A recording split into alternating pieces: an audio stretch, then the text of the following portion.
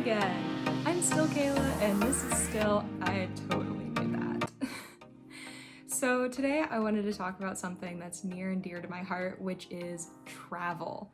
I love to travel. I've traveled to more than 20 countries now, many of them on my own. I've traveled alone, with other people. I've planned many a trip. I've gone on long wind trips, so I was once traveling for almost 9 months. And it's something that I know how to do and love doing. I've also traveled a large range. I've traveled when I was broke and backpacking. I've also traveled when I had a job and was able to stay in hotels. Shocking how amazing that feels after hostel travel for a couple of years. But I just thought it'd be good to talk about this because I know how confusing and scary it can be to people, especially if you've never traveled alone before. So I'll kind of be focusing on traveling alone or with small groups of people. Not only that, I thought it would be good to break this up into a couple of videos and blog posts because there's a lot to talk about. So today I'll talk about what I would assume is the first thing that you'd want to know about, which is booking flights. The real first thing would be getting a passport, but after that, booking flights. To book a flight, when you're flying to another country, you usually need to have a exit ticket, is what it's called. Most countries require this, depending on your visa, obviously. So the thing is that in order to get an exit ticket, if you just book like a round trip flight, that would be covered. Now, as I found when I traveled to Singapore for the first time, I didn't have an exit ticket because I was like, oh, I don't really know where I'm gonna go next. I haven't really picked like what my whole plan is. I'll just buy a ticket to Singapore, get my visa, my tourist visa when I'm there, and then I'll, figure out where I'm going next. They wouldn't even let me on the plane. Like I get to the airport and they're like, no, you need an exit ticket for this. So just so you know, some countries require exit tickets, and by some, I mean many. So what I did have to do is I had to buy, I actually bought a bus ticket to Malaysia. That was my exit ticket because I could just buy it while I was in the line real quick and then I could, get on the plane. I've also run into that where they've needed me to confirm my exit ticket when I booked a flight on one airline into the country and then I booked a flight on another airline out of the country. So there have been a few times where I've had to prove this. So I guess tip number one, if you're not doing a return flight with one airline, I recommend making sure to have your information with you on your exit just in case. The second thing you need to know about when you're traveling internationally is usually they'll ask you where you're going to be staying, especially when you land. So even before you get on the plane, I recommend having that printed. You do not know what your phone situation or internet situation will be when you land. So heads up. Those two pieces of information, I recommend just having them either printed or written or something. Now, let's talk about actually booking flights. We're going backwards a bit here. When you're booking a flight, you may wonder, which class should I fly? Do you have any tips, any recommendations? I have a couple tips. First and foremost, when you're booking your flight, it may seem like you have a couple of options there where you're either, flying really long flights or you have really long layovers. In those cases, honestly, you're just gonna have to deal with it. It's just reality, unfortunately, to have long flights and long layovers when flying internationally, unless you want to be paying a whole lot of money to get those A+ flights that have the nice short layovers. I don't know why they're so hard to get sometimes. I've had layovers up to 9 hours. It's been insane. But this can be used to your advantage. And that was the first point I wanted to bring up. When you're booking your flight, layovers are something that you can use. For example, when you're going through Iceland, I believe Iceland still offers this, but Iceland will allow you to have a 72-hour layover there. And some airlines actually will allow you to have those layovers for free, not all of them. But you can actually work those layovers into your advantage. If you're seeing nothing but long layovers, I would actually recommend considering booking 2 separate trips. Book a trip in and out of, say, the place where you're seeing all these layovers. For example, if I've got a 9-hour in New York every time I'm flying to Europe, one thing I could consider doing is just flying to and from New York, having little New York adventures. So I get into New York, little New York adventure, and then continue on to Europe and then do the same when I come back. So you can use stuff like this to your advantage. If you're seeing a lot of long layovers, instead of sitting in the airport, maybe just consider altering your trip so you can take advantage of those. The next thing though is the long flights. These you just can't escape. Those are just gonna happen. And And when you have a long flight, I actually recommend not sitting in the window seat. Unless you really like the window seat for some reason, I recommend the aisle personally. Because the nice thing about the aisle is that you can get up whenever you want, and that like freedom of movement and freedom to go to the bathroom when you need to go, I find is much better than the extra little bit of comfort that you get sleeping on the window side, especially if you haven't flown internationally before. And even if you have, not everybody knows this. On the headrests in the back, almost every airline has these. I say almost, I'm sure there's some that don't. In the headrest, there'll be little flaps. And I don't know if you do this, if you reach back and feel them, if you feel those flaps, you can twist them and then they'll go on either side of your head so you can like sleep comfortably. And that's like all the seats. So you can do that so that even when you're in that like aisle seat, you can still get a pretty comfortable sleep by doing those little flaps. So I just do that, and then I'm able to get up and go to the bathroom whenever I want. So I just prefer the aisle seat. Now people will wake you up so that they can go to the bathroom too, but I mean, I prefer that to having to like poke a stranger awake and be like, can I sneak by you now? Especially when they don't speak the same language, that gets extra fun. Especially when I don't know the language, so I can't even like look it up and be like, oh, how do I, because I know how to say excuse me in a lot of languages now thanks to all my traveling.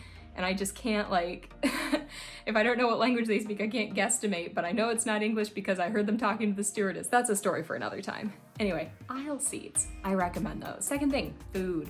Most places that you go to, like most international locations, are gonna have a whole list of things that you can't bring into the country. A big one is fruits, by the way. Fruits are almost like, I've not seen a country that's like, bring in your fruit. Like usually you can't bring fruit. It's usually like fruit, seeds, dirt. I don't know why you're bringing dirt.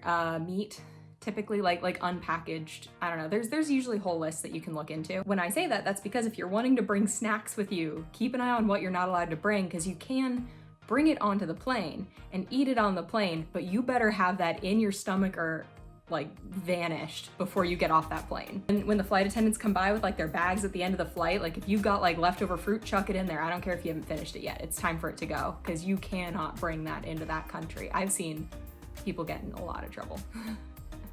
So fruit, maybe not your best plane snack. Bringing snacks on planes, I find they give you quite a bit of food. Most airlines are very good about that, honestly. Like you'll usually have like 1 or 2 meals. Like there'll be like a meal, and then there'll usually be like a breakfast, which is, you know, usually they'll have like heated, it's like a Hot Pocket. Hot Pocket! Like it's like here's your like breakfast thing, and it's like a Hot Pocket situation. It's weird. I love them though. They're actually pretty darn tasty. Then you'll have like your, like I said, your meal, which would be your dinner. There's usually a snack. There's a lot of airplane ice cream. Don't ask me why a lot of airlines have decided to go the ice cream route. Probably because like it's easy to keep stuff cold up there. I mean, it's freezing as heck. Probably harder to heat it up. So yeah, ice cream is a big one. So they'll give you a pretty good amount of food. If you want to bring food on a plane, that's fine, but like you're gonna need that space for other stuff typically. So I'd say like only bring it if you're a picky eater, or if you have a lot of allergies, or if you are just hungry all the time. Yeah, bring some snack. I usually just bring like a small snack and I just keep it with me. But that actually leads me to another tip. Eat all the food. Unless, like I said, if you're really picky, bring your own food then, because there is nothing that helps that jet lag better, in my opinion, than actually eating and trying to actually sleep on the plane. Especially the actually eating part, because your stomach's gonna be all over the place. It's best if you just like, when they bring you the food, you eat the food. Even if you're like only a little hungry, eat it all. Or what I tend to do is if I'm not feeling super hungry, I'll eat all the hot stuff, and then there's usually like a bread roll and stuff, and I'll like half open it and I'll like shove the butter in there, and then I'll like stuff it into my bag so I have this like bread roll for later. That's another option for you. But if you're really hungry, you can often find the flight attendants and ask if there's any light snacks or leftovers. Singapore Airlines is amazing about that. Oh my God, Singapore Airlines had like full-on baskets of snacks just hanging out for you to eat. And I was in economy. I was flying coach, and they were like, would you like more snacks? And they'd walk by and they'd be like, snacks galore, full-size candy bars, here's your chips. Like it was crazy how much food they had on that flight. Singapore Airlines, A+. If we're talking airlines from the US, I would rank them, I'd say American's actually really pretty good. American, Delta, I've enjoyed both of them. They both give full-size water bottles too, which I love. When they come around and they're like, here's your water, they're like full-size. They're not like the itty bitty like little guys. And their blankets are better. That's something that I'm a weird like airplane blanket connoisseur now, because I've flown so many different airlines. I'm like, that one has better blanket. United is fine. It's fine. The food is fine. There's not a whole lot of liquids. Bring a water bottle onto United flights. That's all I got to say about the liquid situation. Bring a water bottle, and maybe snacks. United Airlines is kind of the outlier there. They give you things. They're not giving you things. It's just the quality is, they're tiny water bottles and the food's like, it's always the same food. I very rarely see something that's not like the weird cheesy pasta situation that I have like every single time. It's like spaghetti, but shells. It's weird. Anyway, can't really describe the food. It's just like the food I have on every United flight.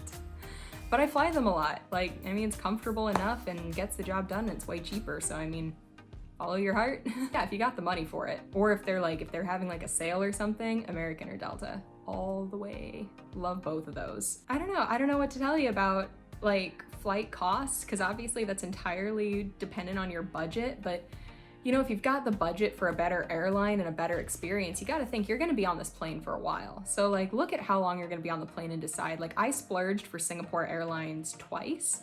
Both times it was so worth it. It was almost like a freaking vacation in the sky. Even in coach, they treat you so well, extremely comfortable.